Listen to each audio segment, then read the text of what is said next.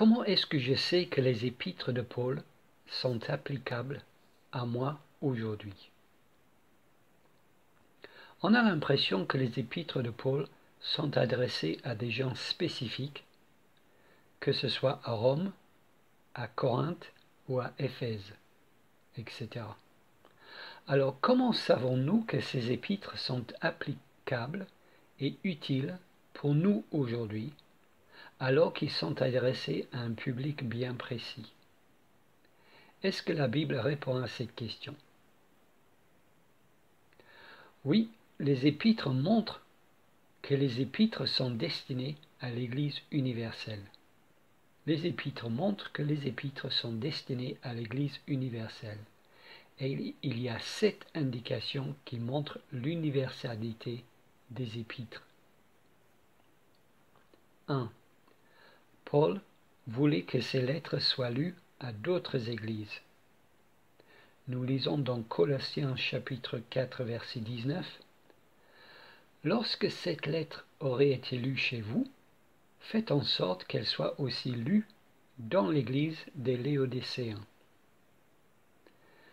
Donc, même si on sait qu'il y avait des choses précises pour les Colossiens dans la lettre qui leur était adressée par Paul, on peut dire aussi que Paul pensait que la lettre qu'il avait écrite aux Colossiens pouvait être utile aussi aux Laodicéens.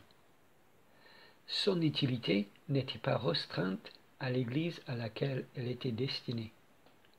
La lettre adressée à une église était bénéfique à d'autres églises. 2. Pas toutes les épîtres étaient destinées à une seule église. Certaines étaient adressées à des régions entières. Par exemple, l'épître de Jacques commence ainsi. Jacques, serviteur de Dieu et du Seigneur Jésus-Christ, aux 12 tribus qui sont dans la dispersion, salut. Les 12 tribus qui sont dans la dispersion est sûrement une expression en code pour désigner tous les chrétiens à travers l'Empire romain. Ces chrétiens étaient dans divers endroits et dans toutes sortes de situations, et pourtant, pour Jacques, cette lettre pouvait être utile à toutes ces différentes personnes dans toutes ces différentes situations. C'était donc une lettre adressée à l'Église universelle. 3. Les apôtres savaient que les enseignements qu'ils donnaient n'étaient pas uniquement de leur propre chef, mais étaient des enseignements du Saint-Esprit. Et le Saint-Esprit sait comment faire pour que ces paroles soient utiles et applicables pour tout son peuple, peu importe l'époque, peu importe la situation dans laquelle il se trouve. Paul dit ceci dans 1 Corinthiens chapitre 2 verset 12. Or, nous n'avons pas reçu l'esprit du monde, mais l'esprit qui vient de Dieu, afin que nous connaissions les choses que Dieu nous a données par sa grâce. Et nous en parlons non avec des discours qu'enseigne la sagesse humaine, mais avec ceux qu'enseigne l'esprit. Non avec des discours qu'enseigne la sagesse humaine, mais avec ceux qu'enseigne l'esprit. Paul sait que son discours n'est pas sa propre sagesse, mais la sagesse de Dieu. C'est l'Esprit qui l'enseigne. Et l'Esprit Saint, dans sa sagesse, sait enseigner tout son peuple dans toutes les époques et dans toutes les circonstances. 4. L'enseignement des apôtres était vu comme le fondement de l'Église entière et universelle, pas juste l'enseignement de l'Église locale. Dans Éphésiens chapitre 2 verset 19, nous lisons « Ainsi donc, vous n'êtes plus des étrangers, ni des gens du dehors, mais vous êtes concitoyens des saints, gens de la maison de Dieu. Vous avez été édifiés sur le fondement des apôtres et des prophètes, Jésus-Christ lui-même étant la pierre angulaire. » Les apôtres, par leur enseignement dans les épîtres, sont devenus le fondement pour l'Église universelle, pas juste l'Église à Éphèse. C'est le fondement, l'enseignement des apôtres est le fondement de l'Église universelle. Paul est conscient ici que l'Église universelle repose sur ses enseignements et les enseignements des autres apôtres et prophètes. Ces enseignements étaient donc pour l'Église universelle. 5. Beaucoup des contenus des épîtres concernent l'enseignement général sur Dieu, sur le salut, sur la nature de l'homme, etc. et ne concernent pas seulement une situation dans l'Église locale. Voici un exemple parmi beaucoup. 1 Corinthiens chapitre 15 verset 3 dit « Je vous ai enseigné avant tout, comme je l'avais aussi reçu, que Christ est mort pour nos péchés, selon les Écritures, qu'il a été enseveli et qu'il est ressuscité le troisième jour, selon les Écritures. » Rien dans ces versets ne les cantonne à la situation de l'Église à Corinthe. C'est une explication de la réalité historique de l'Évangile. C'est donc un enseignement non seulement pour l'Église de Corinthe, mais pour l'Église universelle, l'historicité de l'Évangile. Un autre exemple vient de l'épître de Philémon. S'il y a une lettre qui est très particulière et très précise dans le Nouveau Testament, c'est la lettre de Paul à Philémon, car cette courte lettre est adressée à une seule personne, Philémon, sur un seul sujet, le retour de l'esclave de Philémon, Onésime. Comment cette lettre peut-elle me concerner? Nous voyons plusieurs choses dans cette lettre qui sont importantes pour toute l'Église. Un excellent exemple est celui de l'imputation du péché. L'imputation du péché.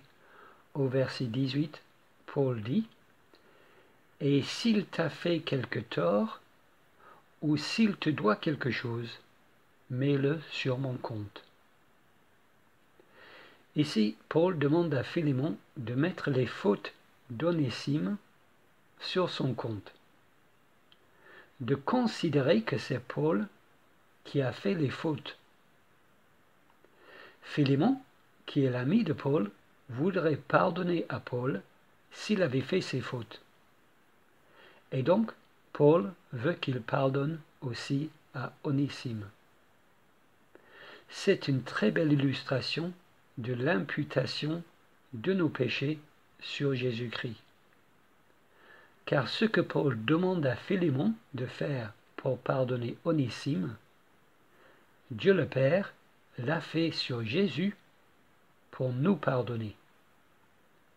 Ésaïe 53, verset 6 dit « Nous étions tous errants comme des brebis, chacun suivait sa propre voie.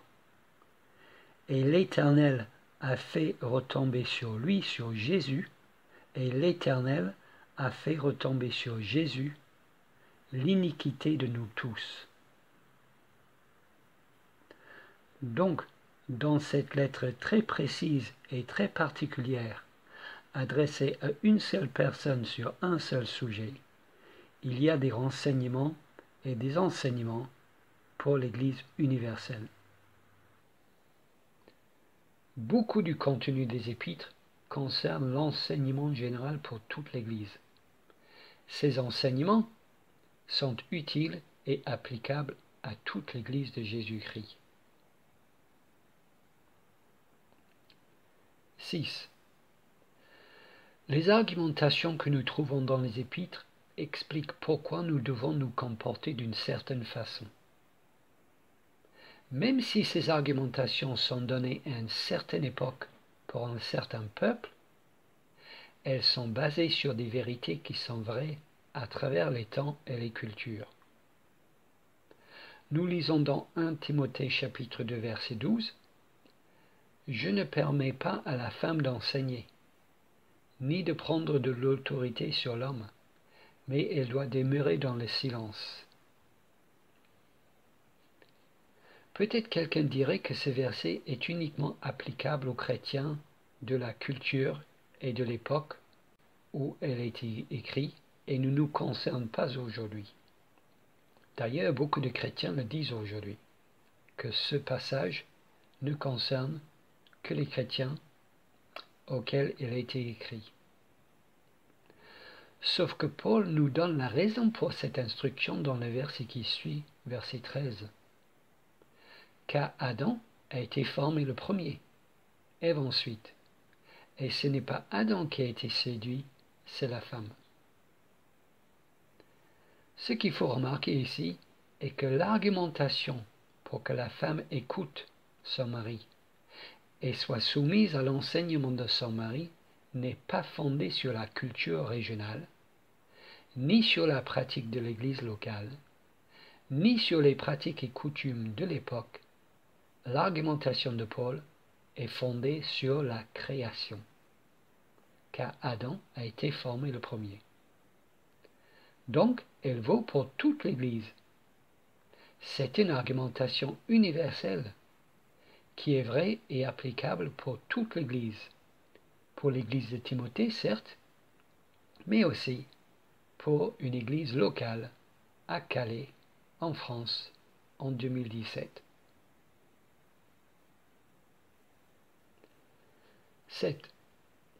Ce ne serait pas comme notre bon berger de donner un livre à ses brebis au premier siècle qui serait inutile et inapplicable pour ses brebis qu'il aime et qu'il veut guider dans tous les siècles suivants.